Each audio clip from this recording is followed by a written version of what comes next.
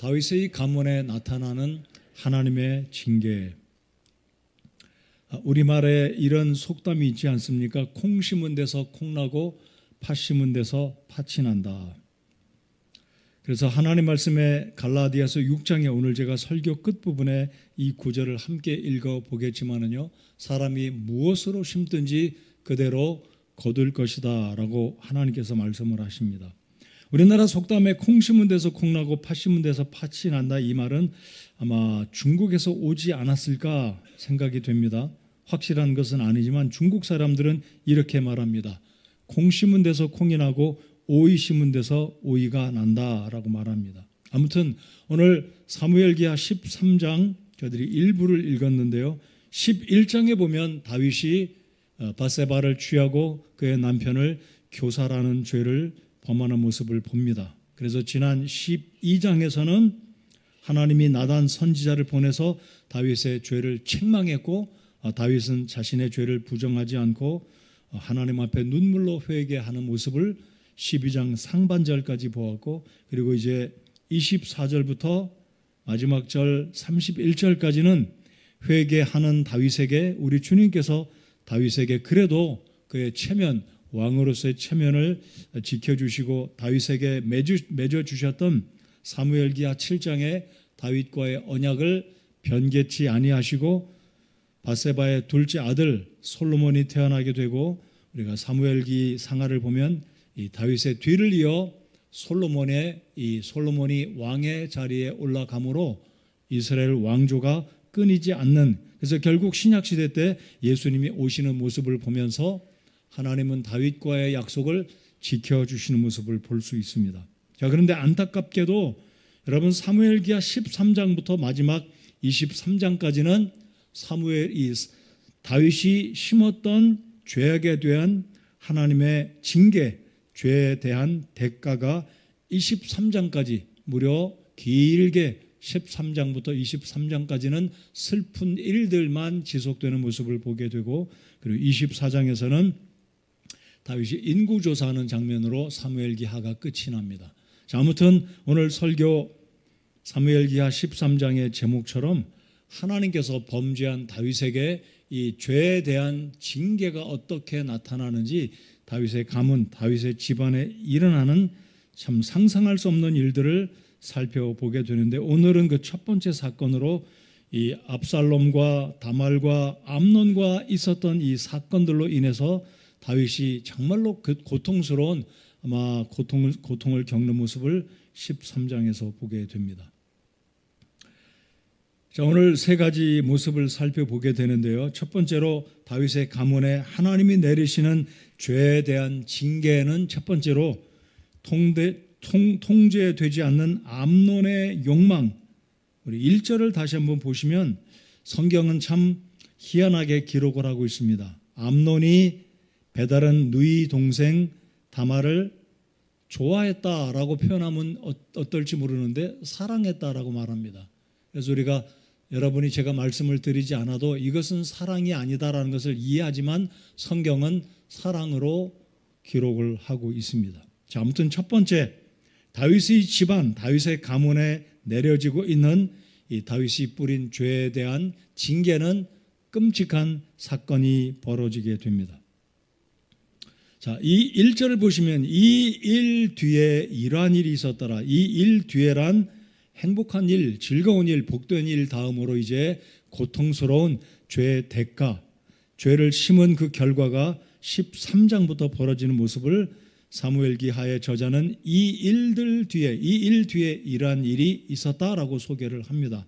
그런데 안타깝게도 그 사건은 이 압살롬의 여동생 이 다말의 배다른 오빠 암논이 이 다말을 성폭행하는 사건으로 하나님의 징계가 시작이 되는 모습을 봅니다.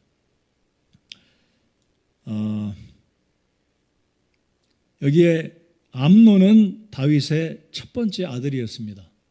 아히노암이 낳았던 첫 번째 아들이고, 압살롬은 셋째 부인이 낳은 아들인데, 이 사건이 벌어지는 모습, 2절에 보시면 그녀가 처녀이므로 자기가 그녀에게 무슨 일을 함이 어려운 줄로 생각하고 2절에서도 보면 그녀가 처녀이므로, 이 의미는 사실 이렇게 표현되기보다도 그녀가 자기의 여동생 누이이므로 이렇게 표현이 돼야 옳지 않겠습니까? 근데 성경은 독특하게도 그녀가 처녀이므로 라고 기록을 합니다. 자, 히브리어 원문에 보시면 사랑이라는 이 단어가 우리 한글에는 여러분이 알고 계시겠지만 남녀 간의 사랑, 부모가 자녀를 사랑하는 사랑, 친구 간의 사랑, 그리고 하나님께서 사람들을 사랑하는 그 아가페의 사랑, 네 가지 단어가 있는 것을 알고 계실 것입니다. 그렇죠? 자, 그런데 이 히브리어 단어는, 사랑이라는 단어는 아하브, 한번 읽어 보시겠습니까? 아하브라고 기록이 되어 있는데요. 이 헬라어 단어처럼 아가페, 스톨게, 필레오 이렇게 표현됐다면 단번에 금방 쉽게 이해를 할 텐데 1절 하반절에 암논이 그녀를 사랑하나, 여기에 이 아하브라는 단어는 두 가지의 의미가 포함되어 있습니다. 하나님이 자신의 백성들을 사랑할 때도 아하브라는 단어를 썼고, 어떤 식탐을 부리는 사람이 아주 그냥 굉장히 먹을 것을 탐하는 이 욕심을 아하브로도 표현한다라고 이해를 하시면 되겠습니다. 그래서 우리가 혹 오해는 하지 않으시겠지만 남녀 간의 이 육체의 정욕 때문에 자신의 정욕을 해소하려고 자신의 이 육체의 욕심을 이루려고 하는 것은 진정한 사랑이 아니라 정욕이다라는 것을 구분할 필요가 있다라는 것, 우리 청년들 이해하시리라고 믿지만 다시 한번 이 사랑이라는 의미를 오해하지 않고 잘 해석할 수 있기를 바랍니다. 자, 그래서 하나님은 결국 사무엘하 12장 10절에 나단을 보내서 하나님께서 예고하신 예언의 말씀이 이제 13장에서 시작이 되는 안타까운 모습을 봅니다. 12장 10절에 이런 말씀이 기록되어 있습니다. 칼이 내 집에서 결코 떠나지 아니하리라. 칼이 떠나지 않는다. 왜냐하면 다윗이 우리아를 교살했잖아요. 여러분, 사람을 죽이는 것과 머더, 살인하는 것과 차이가 있고 일반적인 살인과 교살은 또 다른 죄라는 것 이해하시죠? 사람을 죽이는 살인과 살해, 한국 표현으로는 그렇지만 교살과 일반적인 어떤 의도치 않은 사건으로 사람이 죽는 사건과 의도적인 살해는 한국의 형법에도 의도성이 있는 살해는 엄중하게 죄값을 치르는 것 우리가 잘 알고 있습니다. 아무튼 12장 10절에서 하나님은 칼이 내 집에서 결코 떠나지 않을 것이다라고 경고의 말씀을 주셨는데 결국 이것이 13장에서 이루어지게 됩니다. 자, 그래서 이 암논이 결국은 있을 수 없는, 일어나지 말아야 되는 죄를 범하게 되는데 자신의 이복 여동생을 범하게 되는 죄를 저지르게 됩니다. 자, 그런데 우리가 눈여겨보면은 이 암논에게 좋지 않은 친구가 있었습니다. 3절 보시겠습니다. 아마 암논이 이런 끓어오르는 정욕이 있었을 때 좋은 친구가 따끔하게 정확하게 조언을 해 주었더라면 범죄를 막을 수도 있었을 텐데 좋지 않은 친구, 어찌 보면 친구가 아니라 사촌형이었습니다. 자, 잘 보실까요? 암논에게 요나답이라는 친구가 있었는데 이 요나답은 누구냐면 다윗의 형 시므아의 아들이요. 자, 그러니까 암논의 큰아버지의 아들이죠. 그렇죠? 다윗의 형이니까. 이해가 되시죠? 그러니까 사촌지간이에요. 근데 성경은 친구라고 표현한 것 보면 아마 이 요나답과 암논은 나이가 비슷한 또래였을까 생각이 됩니다. 아무튼 진짜로는 친구가 아니라 사촌지간이었다. 근데 문제는 이 요나답이 굉장히 간교한 사람이었습니다. 기억하시기 바랍니다. 우리 주변에 간교한 사람을 친구로 두면 반드시 화를 당한다는 것을 꼭 기억하시기 바랍니다. 성경에 많은 경우가 그렇잖아요. 간교한 사람은 멀리 해야 된다는 것을 꼭 기억하시기 바랍니다. 일반 직장에서도 학교에서도 품행이 좋지 않은 사람은 친구로 하지 않는 것이 구원받은 하나님의 빚된 자녀들의 행실 중에 굉장히 중요한 사실이라는 것 꼭 기억하시기 바랍니다. 오늘 저녁에 나온 우리 초등생들 중등생, 고등생, 우리 청년들은 꼭 분별하시고 내 주변에 있는 친구가 하나님을 경외하고 진리편에 서는 사람인지 거짓을 자주 말하고 속이고 남의 것을 빼앗는 악한 사람인지 분별하고 좋은 친구를 두는 우리 성도들이 되어야 합니다. 자, 이 요나답이 암논이 당한 상황을 보고 이렇게 말합니다. 너 어쩐 일이냐? 무슨 근심이 이렇게 많냐? 얼굴이 자꾸 이렇게 파리해 가고 이렇게 체력이 떨어지고 근심 걱정이 가득 차냐? 이게 물어보는 가운데 결국은 암논이 자기 마음속에 있는 말을 이야기하자 요나답이 전략을 알려줍니다. 이리 해라. 근데 그 전략이 결코 하나님이 기뻐하시는 것도 아니고 결국 이것이 아주 끔찍한 죄를 저지르는 좋지 않은 이야기를 암논에게 해줍니다. 결국 이 암논은 자기를 위한 옳다 싶고 요나답의 제안을 받아들여서 결국은 요나답이 시키는 대로 요나답의 제안에 따라 결국 다말을 초청을 합니다. 생략하고 결국 암논이 다말에게 이릅니다. 이제 암논이 다말을 불렀을 때 다말이 오지 않습니까? 자, 그래서 끔찍한 이 성폭행을 저지르게 되는데 결국 이 일을 결국 통해서 하나님은 이 다윗의 집에 다윗이 어떤 범죄를 저질렀는지 우리 하나님께서 다윗이 심은 것을 거두게 하는 참 무서운 우리 하나님의 징계다라고 생각이 됩니다.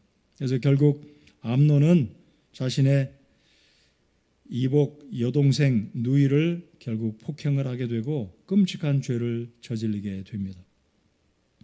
최근에 우리 한국에 산불이 일어나는 뉴스를 들어보셨죠? 산불은 사실 사소한 일에서 벌어집니다. 뭐 담배꽁초, 최근에도 뉴스를 들어보니까 어떤 사람이 추위를 견디지 못해서 조그만 모닥불을 피워서 불을 쬐려다가 그만 산불로 번지는 걷잡을 수 없는 불이 일어났다는 소식을 들었습니다. 여러분, 산불 조사 보고서에 의하면 미국 캘리포니아나 한국이나 산불의 특징적인 모습들은 초기에 진압할 수 있었던 불이었다라는 통계가 있습니다. 대부분의 산불은 초기에 잘 대응하면 얼마든지 진압할 수 있는 불이다라는 건데 이게 불이 붙고 강풍이 몰아오면 혼자서 감당 못하는 게 산불의 특징이다라는 겁니다. 자, 그러면 여기 암논이 젊은 이 총각 암논이 여동생을 보았을 때 얼마나 예뻤는지 마음속에 좋지 않은 마음을 품고 있다가 결국은 괴로워서 병이 들었습니다. 여러분 착각하지 마십시오. 이 병은 상사병이 아닙니다. 이것은 병이 아니라 사실 탐심이고 정욕의 마음이었습니다. 기억하십시다. 상사병이 아니에요. 상사병은 일반적으로 남녀가 서로 사랑할 때 이루어지지 않는, 거절되고 외면되고 용납되지 않는, 마음이 달라서 상황이 달라서 이루어지지 않는 사랑, 그런 사랑이죠. 연상의 사랑, 이런 특별한 사랑. 근데 여기 암논은 누이 동생을 사랑한 것이 상사병으로 이렇게 발생한 게 아니라 육신의 정욕 때문에 몸져 눕게 되었고 결국 이런 상황에서 결국은 우리가 읽은 말씀처럼 암논은 결국 죄를 짓게 되었습니다. 자, 그런데 이 한 사람 암논의 통제되지 않는 욕망은 여기서 끝났다면 그래도 다행 중 불행 중 다행이다라고 볼 수 있어요. 그런데 이 죄는 꼬리에 꼬리를 물고 결국은 살인죄로 이어지게 됩니다. 왜 그렇습니까? 이 다말의 오빠가 압살롬이 이 소식을 듣고 도저히 견디지 못하고 자기 이복형 암논을 죽이기로 마음속에 복수의 칼을 갈고 있었기 때문입니다.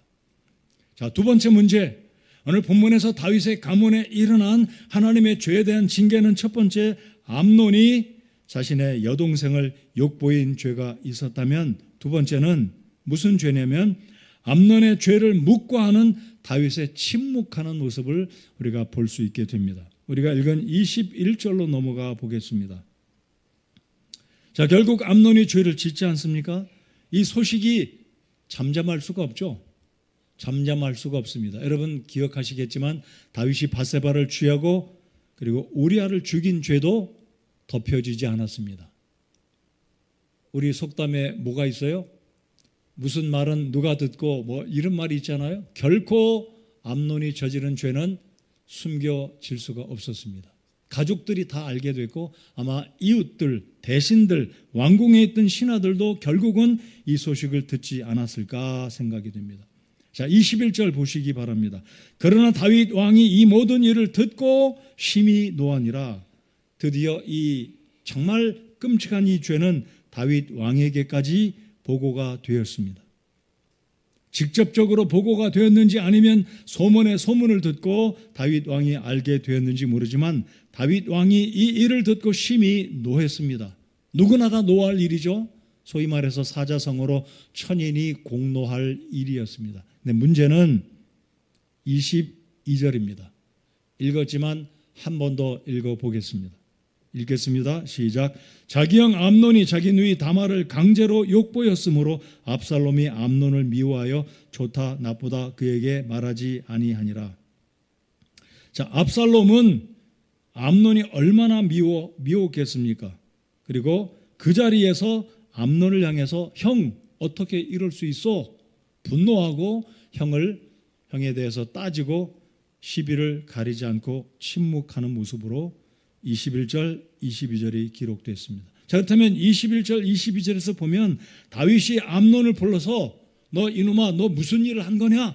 라고 첫째 아들을 호되게 책망하고 문제를 해결해야 되는데 성경은 그냥 다윗이 듣고 심히 노하니라.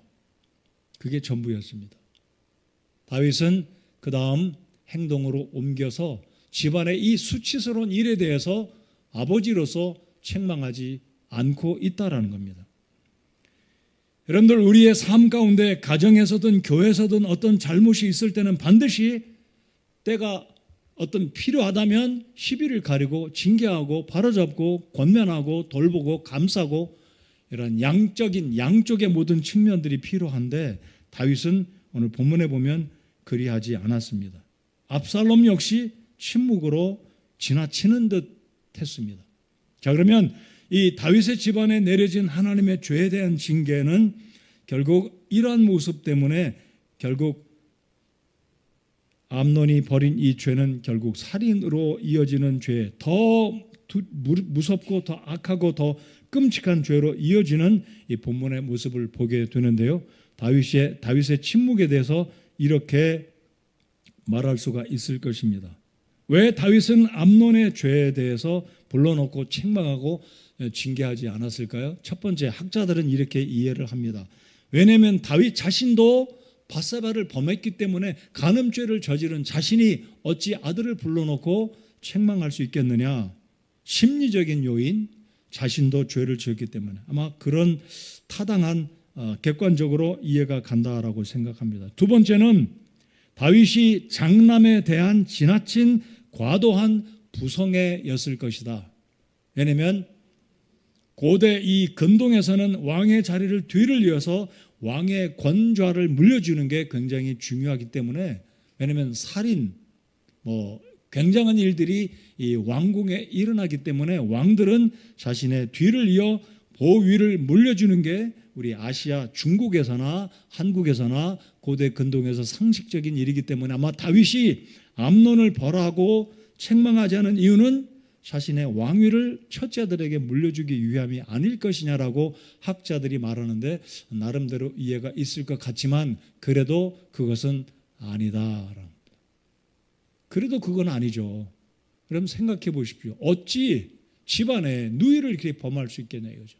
그럼 아버지가 자식을 불러놓고 호되게 책망을 하고 동일한 그런 일들이 다시는 발생하지 않도록 다말은 위로하고 암논은 징계하고 책망을 해야 되는데 아버지는 분노만 하고 이렇다 언급이 없는 사실로 미루어 볼 때 이런 배경이 아마 있었을 것이다. 세 번째는 지도자의 결단력을 다윗이 이미 상실했다라는 겁니다. 아무튼 이 세 가지 모습을 볼 때 결국은 궁극적으로 본다면 하나님이 이 가정을 징계하시기 위한 결과적인 모습으로 이런 과정이 있지 않았을까 생각하는 것도 가능한 추론이다라고 저는 봅니다. 아무튼 다윗의 이런 도덕적인 위축, 장남에 대한 지나친 과도한 부성애 아니면 이미 지도자로서의 이런 의롭고 잘못되고 잘한 이 일에 대한 결단력을 상실된 다윗의 모습이었을 것이다라고 보는데, 아무튼 예를 들어보면 이제 솔로몬이 왕이 될 때 이제 열왕기를 보면 왕상 1장 6절에 보면 이런 사례가 있습니다. 이 아도니아가 어렸을 때 자랄 때 그가 굉장히 잘생겼고 출중한 사람이었고 아버지에게 책망을 그렇게 많이 듣지 않았다라고 성경은 기록하는데, 같이 한번 읽어보실까요? 시작. 그의 아버지가 내가 어찌하여 그리하였느냐 하는 말로 단 한 번도 그를 섭섭하게 하지 아니하였더라. 그는 또한 매우 잘생긴 자로서 그의 어머니가 압살롬 다음에 그를 낳았더라. 아도니아는 넷째 아들입니다. 솔로몬은 사무엘상에 언급된 여섯 명의 아들들 가운데 아직 태어나지 않았기 때문에 솔로몬의 이름은 아직은 호적에도 올라가 있지 않은 상태에서 6명을 볼 때 일단 첫 번째 암논, 두 번째 이제 세 번째, 네 번째 아들이 언급되는데, 여기 아도니아에 대해서 말하기를 다윗이 한 번도 그를 섭섭하게 하지 아니했다. 너 왜 그랬느냐? 책망하고 꾸중한 적이 없었다라는 거예요. 여러분, 아도니아가 잘생겼다고 표현하고 있지 않습니까? 압살롬도 굉장히 잘생긴 사람이지 않습니까? 아마 암논은 어떠했을까요? 암논에 대한 외모는 성경이 언급이 없지만 첫 번째 아들이니까 다윗의 마음이 어떠했을까요? 첫째니까 굉장한 총애와 사랑을 베풀지 않았을까요? 자, 그런데 문제는 다윗이 바로 이 암논이 심각한 죄를 저질렀음에도 불구하고 책망하지 않고 지나가는 모습. 아도니아도 그러했습니다. 내가 어찌 그리하였느냐? 한 번도 섭섭하게 하지 아니하였더라. 아버지 되신 여러분들, 때때로 자녀들이 잘못하면 어린 아이들에게는 매를 대고 나이가 어느 정도 먹었어도 불러놓고 조목조목 따지고 책망을 해야 하는 것이 성경적인 교육이다라고 믿습니다. 여러분 그렇게 믿으십니까? 저희 집에 지금 장모님이 계신데 한 번은 그런 이야기를 하시더라고요. 치매가 있으신데도 불구하고 한 번은 저한테 그런 얘기를 하시더라고요. 딸이 이제 60이 됐는데도 너는 내 딸은 아직도 너는 내 딸이고 애기다, 어린이다라고 보여진다라는 이야기예요. 그게 아마 부모가 자식들을 볼 때는 70된 자식이 90세 된 노모 앞에서 춤을 춘다 할지라도 여전히 자식은 자식인 것 같아요. 그럴지라도 다윗은 아도니아를 책망해야 되는데 그게 얼마나 자식이 예뻐 보였는지 한 번도 섭섭하게 하는 말을 하지 않았다. 다윗의 잘못이죠. 오늘 이 저녁에 이 말씀을 통해 성경 본문에서 약간 벗어난 의미이긴 하지만 성경적인 교육은 자식이 몇 살이고 어떤 지위에 있고 어떤 상황에 있어도 자식과 부모 간에 부모는 여전히 책망과 바르게 가르쳐야 하는 책임은 부모에게 여전히 있다라는 사실을 기억하면 좋겠습니다. 결국 이 다윗은 잘못한 암논을 책망하고 교정하고 바로잡는 그 일에 있어서 침묵하는 이 모습이 성경 본문이 우리에게 보여주고 있는 이 다윗 가문에 내린 하나님의 징계와 연관된 일들이었다라는 것을 기억하시기 바랍니다. 세 번째로 우리가 본문을 통해서 생각할 것은 압살롬의 누적된 분노가 드디어 표출이 됩니다. 압살롬의 분노의 복수가 시작이 됩니다. 23절 보실까요? 23절 읽지는 않았습니다. 만 2년 뒤에 에브라임 옆 바알 히솔에서 압살롬이 양털 깎는 자들을 모으니라. 드디어 압살롬이 2년간 참고 참았던 복수의 칼을 뽑는 시기가 왔습니다. 압살롬이 양을 치는데 얼마나 양을 많이 쳤는지 모르지만 에브라임 옆 비알 히솔에서 양털을 깎을 때 압살롬이 드디어 복수의 칼을 뽑는데 이런 계획이었습니다. 보통 양털을 깎는다 하면 이게 보통 날이 아니라 잔칫날입니다. 왜냐하면 소득이 생기니까. 양털을 깎아 팔면 농보로 치면 이게 소출하는 거죠. 곡식을 거두는 수확하는 시기. 양털 깎는다는 말은 그와 같은 특별한 소득이 있는 날이라 잔칫날입니다. 그래서 이 압살롬은 마음속에 계획을 하고 아버지 다윗을 초청합니다. 24절에 왕에게 나와 이르되 이제 보소서 주의 종이 양털 깎는 자들을 모아싸우니 청하건대 왕은 왕의 신하들을 거느리시고 주의 종과 함께 가사이다. 제가 이 24절을 읽으면서 지금 이런 마음이 드네요. 아버지라고 부른 게 아니라 공적으로 주의 종이 양털 깎는 자들을 모아싸우니 왕은 왕의 신하들을 거느리고 주의 종과 함께 오십시오. 공식적인 표현이죠. 살갑게 아버지에게 아버지, 제가 그동안 하나님의 은혜로 양을 잘 키웠고 양털을 깎는 잔칫날입니다. 아버지 좀 오셔서 아들을 축하해 주시고 형님들과 함께 맛있는 음식 먹고 잔치를 벌이면 좋겠습니다. 이런 게 아니라 왕이 종의 집에, 자 지금 압살롬은 그만큼 긴장되고 이 복수의 나를 이제 칼을 뽑았다 이거죠. 자 결국 다윗은 어떻게 반응합니까? 25절 왕이 압살롬에게 이르되 아니라 내 아들아 보십시오. 다윗은 내 아들아 라고 하잖아요. 안 가겠다라고 표현합니다. 무슨 일 때문인지 모르겠어요? 모르겠습니다. 무슨 일 때문에. 성경 본문은 다윗이 압살롬의 초대에 응하지 않은 이유를 말하지 않습니다. 그런데 압살롬이 이제 본심을 드러냅니다. 26절 이에 압살롬이 이르되 그리하지 아니하시려거든 원하건대 내 형 암논이, 자 지금 암논 형 첫째 형만 이름을 언급하지 압살롬이 암논의 동생 또 다른 형의 이름을 언급하지 않습니다. 자 그리고 다른 왕자들도 다 초청을 하니 함께 보내주십시오.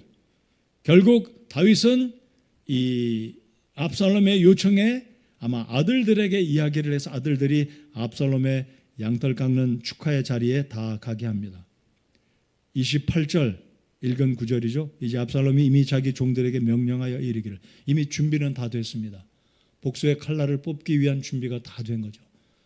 암논이 오게 되면 여차하면 명령을 내리면 압살롬의 부하들이 암논을 둘러싸고 칼을 뽑아 압살롬을 이 암논을 무참히 죽이는 계획이 이제 준비가 된 거죠. 자 29절 압살롬의 종들이 압살롬이 명령한 대로 암논에게 행하매 그때 왕의 모든 아들이 일어나서 각각 자기 노새를 타고 도망하니라. 압살롬은 결국 암논을 살해합니다. 자 보십시오. 간음의 사건으로 이어지는 사무엘상 12장에 있는 10절 말씀처럼 내 집에서 칼이 끊이지 않을 것이다. 살인이 끊어지지 않을 것이다. 예, 결국 이런 살인죄가 간음죄로 이어서 압살롬이 결국 암논 형님을 죽이는 살인 사건이 벌어집니다. 2년의 시간 동안 압살롬이 무엇을 생각했을까요? 2년 동안 어떻게 하면 형을 죽일까? 언제 어떤 장소에서 계속 생각만 하지 않았을까요? 그렇다면 압살롬의 마음 상태는 얼마나 공허하고 그의 눈은 살기를 품고 도끼를 품었을까요? 2년입니다. 누군가 이런 말을 했습니다. 복수는 상대를 죽이기 위해 독을 마시고 그가 죽기를 기다리는 것과 같다. 한 번 더 읽어볼까요? 복수는 상대를 죽이기 위해 독을 마시고 그가 죽기를 기다리는 것과 같다.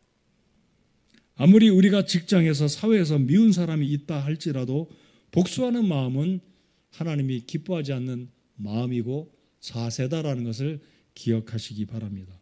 복수하고자 할 때 방금 이 표현처럼 자신의 마음속에 생각 속에 독을 머금고 그가 죽기를 기다리는 것과 같다라는 것을 기억하면서 하나님 혹시 제가 어떤 억울한 일을 당했을 때 복수하려고 원수를 갚으려고 마음속에 그 특정한 사람을 향해서 나쁜 생각을 품고 있지 않는지 우리 자신들을 돌아보기를 바랍니다. 압살롬은 미워하던 형 암논을 죽였지만 결국 이후에 일어날 사건을 보면 자신 또한 비참한 죽음을 맞이하게 됩니다. 여러분 알고 계시겠지만 압살롬 또한 살해당합니다. 계속 살인의 꼬리를 물고 다윗의 집안은 아들들이 살해당하는 사건이 계속 이어집니다. 그래서 결국 압살롬은 형님을 죽였는데 압살롬의 분노는 어찌 보면 의당 그럴 수 있다. 압살롬의 분노, 그 억울함, 아니 사랑하는 여동생이 그것도 이복 형님에 의해서 억울하게 그렇게 무참하게 억울한 일을 당했는데 압살롬 그럴 수 있다라고 생각하실지 모르겠습니다. 그러나 압살롬의 분노는 정의로 보아서는 결코 안 된다는 사실, 하나님이 금하신 10계명에 살인하지 말라라는 살인을 압살롬 또한 저질렀기 때문입니다. 자, 압살롬은 살인을 버리고 결국은 어떻게 합니까? 외갓집으로 피난을 갑니다. 여러분 성경에 보면 창세기에 야곱도 외가로 피난 가잖아요. 압살롬도 외가로 피난을 갑니다. 제가 사진을 보여드리면, 제가 AI에게 이 지도를 한번 만들어 달라고 그랬더니 이렇게 만들었어요.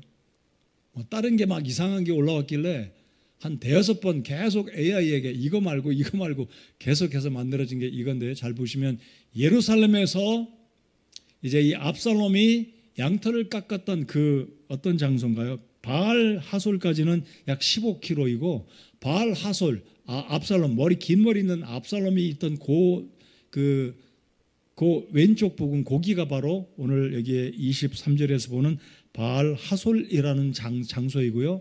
그리고 오른쪽으로 요단강을 건너 쭉 올라가면 그솔이라는 곳이 나오는데, 우리 성경을 한번 보시면 37절을 보시겠습니다. 자, 다윗이 어디로 도망을 가냐면 37절, 그러나 압살롬은 도망하여 그솔 왕 암미훗의 아들 달메에게로 갔고, 자, 달메는 누구냐면 압살롬의 어머니의 아버지, 그러니까 압살롬의 외할아버지가 됩니다. 그러니까 압살롬은 결국은 형님을 살해하고 외가로 도망을 가는데, 바알 히로데에서부터 80km 떨어진, 오늘날로 치면 이 지역이 바로 골란 고원에 해당됩니다. 골란 고원. 제가 갈릴리 호수를 갈 때 우리 성도님들과 주일날 예배를 드리면서 갈릴리 바다에서 풍랑이 일어나는 이유는 골란 고원에서 북쪽에서 있는 그 헬몬산에서 찬 기류가 지중해성 기후, 따뜻한 바람을 만나면 이게 회오리가 되면서 골란 고원을 타고 계곡의 바람이 갈릴리로 내려오기 때문에 갑작스럽게 갈릴리는 폭풍이 일게 된다라고 설명을 드렸었는데, 바로 이쪽은 이 골란 고원, 요단 동편 북쪽의 골란 고원인데, 바로 이 그솔 지역은 오늘날의 지명으로 하면 골란 고원입니다. 바산이 있는 지역, 시편에 보면 바산이 언급되거든요. 그래서 아무튼 이 압살롬은 결국 형님을 죽이고 외가로 도망을 가게 됩니다. 다음 우리가 이제 14장 보면 압살롬이 예루살렘으로 돌아오는 장면을 봅니다. 오늘날로 말로 하면 형님을 죽이고 아버지의 낯을 피해서 망명을 가게 된 사건이 바로 골란 고원 그솔 지역으로 외할아버지 달메에게로 가는 모습입니다. 자, 그리고 38절, 압살롬이 망명한 시간은 몇 년인가요? 3년입니다. 3년 동안 압살롬이 어떻게 지냈을까요? 다윗은 또 압살롬을 그리워하잖아요. 우리가 14장을 통해서 보실 텐데, 결국 오늘 13장을 보면 이 하나님께서 다윗의 집안에 다윗이 심은 것을 거두게 하는 모습을 보면서 정말로 끔찍한 일이 다윗의 아들들 사이에, 아들 딸들 사이에 일어나는 모습을 본다라는 것 기억하면서, 오늘 제가 설교 서두에 말씀드렸던 콩 심은 데 콩이 날 수밖에 없다라는 것 꼭 기억하시면서, 하나님 앞에 우리가 무엇을 심었든지 그것이 좋은 것이라면 기대하십시오. 우리가 선한 것을 심으면 갈라디아서 6장 9절 말씀처럼 때가 되면 반드시 하나님께서 거두게 하시기 때문에 포기하지 말아야 됩니다. 그러나 9절 앞에 있는 7절, 8절은 긍정적인 의미가 아니지 않습니까? 9절은 뭐냐면 의를 심고 좋은 열매를 심고 성령을 통해서 무엇인가 심으면 때가 되면 거두게 하시는데, 7절, 8절은 부정적인 의미입니다. 우리 같이 한번 읽어보실까요? 읽겠습니다. 시작. 속지 말라. 하나님은 조롱당하지 아니하시나니 사람이 무엇을 심든지 또한 그것을 거두리라. 자기 육신에게 심는 자는 육신으로부터 썩는 것을 거두되 성령에게 심는 자는 성령으로부터 영존하는 생명을 거두리라. 기억하십시오. 악한 것을 심으면 반드시 내가 악을 거두게 된다라는 것이 하나님 말씀의 진리입니다. 하나님 속임당하지 않으십니다. 내가 이렇게 하는 것 하나님 모르시겠지. 천만에입니다. 하나님 다 알고 계십니다. 여러분, 하나님이 우리의 행위를 통해, 우리의 말과 생각을 통해 속임 당하실 수 있나요? 말을 바꿔보겠습니다. 하나님을 속일 수 있는 사람이 누군가요? 우리의 생각조차도 하나님을 속일 수 없습니다. 우리의 말도, 뱉어버린 말도, 행동으로 옮겼던 어떤 실천한 모든 내용들도 모든 것을 보시고 알고 계시는 전지전능하신 하나님 앞에 어느 누구도 자기가 심은 것은 거두어야 한다는 사실입니다.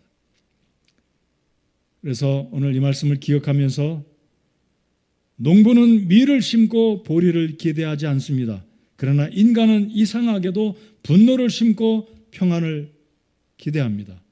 작은 것을 심고 많은 것을 거두기를 원합니다. 쉽게 심고 아주 굉장한 어려운 일들을 하나님으로부터 기대하는 것이 사람의 본성이 아닌가요? 정욕을 심고 거룩을 기대해서는 안 될 것입니다. 다윗은 침묵을 심었습니다. 그리고 자식들이 잘 되기를 침묵을 심고 질서를 기다리지 않았을까요? 그러나 14장 이후로 사무엘하 23장까지는 추락되고 있는 다윗의 일가의 몰락을 보게 되는데 참 우리의 마음이 편치 않습니다. 씨앗은 심는 순간 끝납니다. 그러나 열매는 시간이 지나면 나타나게 되는데 선한 열매는 선한 것을 심었기 때문이고 악한 열매는 악한 씨앗을 심었기 때문입니다. 우리 사랑하는 성도 여러분들 기억합시다. 죄는 일순간에 짓습니다. 순간입니다. 그러나 이후의 사건들은 우리의 가슴을 치고 평생 지불해야 될 고통의 대가가 뒤따른다는 것을 오늘 사무엘기하 12장을 통해서 여실히 우리가 볼 수 있다는 사실을 기억하시기 바랍니다. 오늘 나는, 여러분은, 우리 모두는 무엇을 심고 있는지 생각해 봅시다. 욕망입니까? 분노입니까? 일관된 어떤 침묵입니까? 모르는 채 하는 것입니까? 아니면 성령의 열매를 심고 있습니까? 욕망의 씨앗을 심으면 그 대가를 거둘 것입니다. 분노의 씨앗을 심으면 분노의 결과를 거두게 될 것입니다. 침묵의 씨앗을 심지 마시기 바랍니다. 성령의 씨앗, 성령의 9가지 열매 심고 선한 것을 심고 기다리고 참는 저와 여러분이 되시기 바랍니다. 오늘 읽은 이 갈라디아서 6장 7절 말씀은 이렇게 말씀하지 않습니까? 하나님은 조롱당하지 않으신다. 오늘 심는 우리의 씨앗이 내일 우리의 열매가 되어서 반드시 때가 되면 돌아올 것을 기억하십시다. 좋은 것을 심고 선을 심고 성령 안에서 성령께 심으면, 성령께 심는다는 것은 말씀을 통해 성령이 주시는 선한 감동에 따라 순종하면 그것이 성령께 심는 것인 줄 믿습니다. 죄를 멀리합시다. 우리 하나님을 두려워하고 빛의 열매를 맺는 하나님의 구원받은 성도답게 오늘 하루도 돌아보고 결단하고 우리 주님 앞에 선한 것을 심고 서둘지 말고 때가 되면 분명히 하나님이 거두게 하시기 때문에 낙심하지 말고 기다리는 저와 여러분 되시기 바랍니다.